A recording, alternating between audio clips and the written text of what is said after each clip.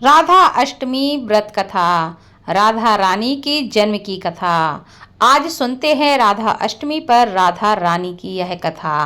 भगवान श्री कृष्ण की पराशक्ति और जगत जननी श्री राधा रानी ब्रज के कण कण में निवास करती हैं। भगवान श्री कृष्ण का नाम राधा जी के बिना नहीं लिया जाता। कृष्ण राधा के बिना अधूरे हैं और श्री कृष्ण में श्री शब्द राधा रानी के लिए ही प्रयोग किया जाता है। दोनों एक ही भाव के दो रूप हैं और एक गौर है, दूसरे श्याम वर्ण हैं। भाद्रपद की कृष्ण पक्ष की अष्टमी को भगवान श्री कृष्ण का जन्म हुआ था।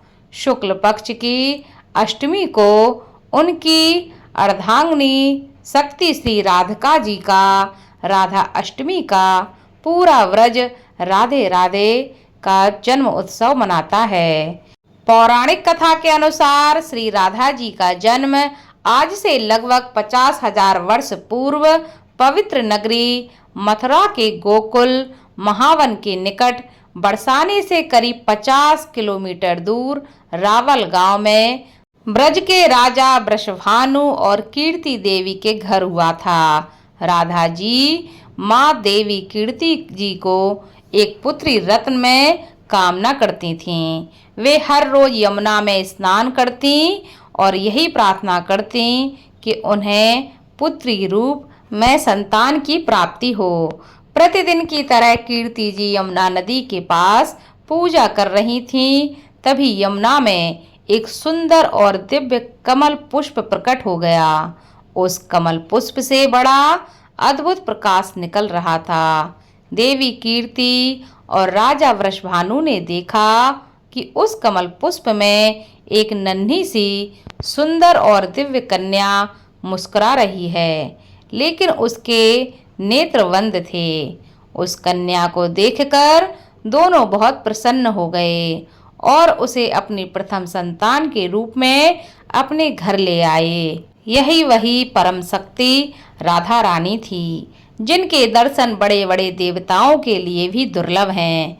मनुष्य सैकड़ों जन्मों तक तपस्या करने पर भी जिनकी झांकी नहीं पा पाते, वे ही श्री राधिका जी जब वृषभानु के यहाँ साकार रूप में प्रकट हुई तो संपूर्ण दिशाएं प्रसन्न और प्रकाशमान हो उठी। नदियों का जल पवित्र हो गया। वृषभानु और कीर्ति देवी ने अपनी लाडली के कल्याण की कामना से ब्राह्मणों को 2 लाख उत्तम गायें दान में दे दी। प्रचलित कथा के अनुसार राधा जी के जन्म के 11 महीने बाद 3 किलोमीटर दूर मथुरा में कंस के कारागार में भगवान श्री कृष्ण का जन्म हुआ। वे रात में गोकुल में नंद बाबा और यशोदा जी के घर पहुंच गए।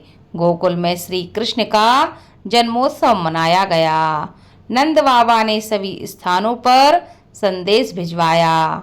नंद बाबा के पुत्र श्री कृष्ण के दर्शन करने के लिए राजा वृषभानु जी अपनी पुत्री राधा जी को अपनी गोद में लेकर गोकुल आए। राधा रानी जी घुटने केवल चलते हुए बाल कृष्ण के पास पहुंची।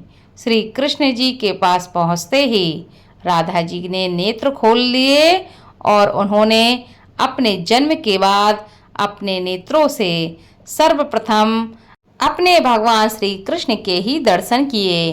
पूरे 11 महीनों तक राधा रानी ने अपने नेत्रों को बंद रखा था। अपनी प्राण प्रिया को अपने सामने देखकर भगवान श्री कृष्ण बहुत ही प्रसन्न हो गए। भगवान श्री कृष्ण परब्रह्म परमात्मा है और राधा रानी उनकी पराशक्ति हैं। कृष्ण और राधा अलग अलग नहीं हैं, वह एक ही हैं। कृष्ण शब्द है तो राधा का अर्थ कृष्ण गीत है, तो राधा संगीत है, कृष्ण वंशी है, तो राधा स्वर है, कृष्ण समुद्र है, तो राधा तरंग है, कृष्ण फूल है, तो राधा सुगंध।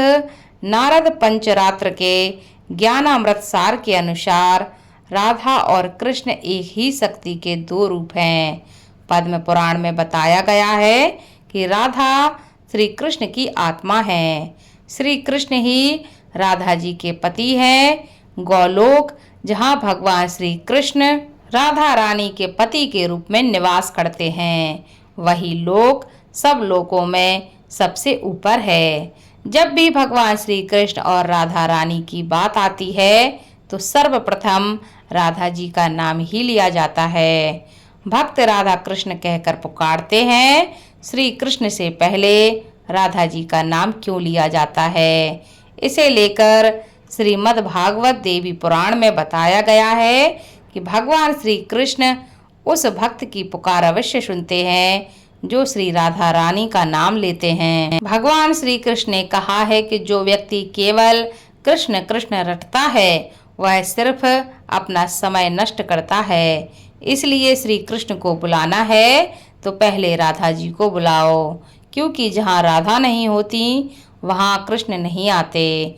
पुराणों के अनुसार भगवान श्री कृष्ण ने स्वयं कहा है कि राधा जी उनकी आत्मा में बसती हैं। भगवान श्री कृष्ण केवल राधा जी का नाम सुनना ही पसंद करते हैं।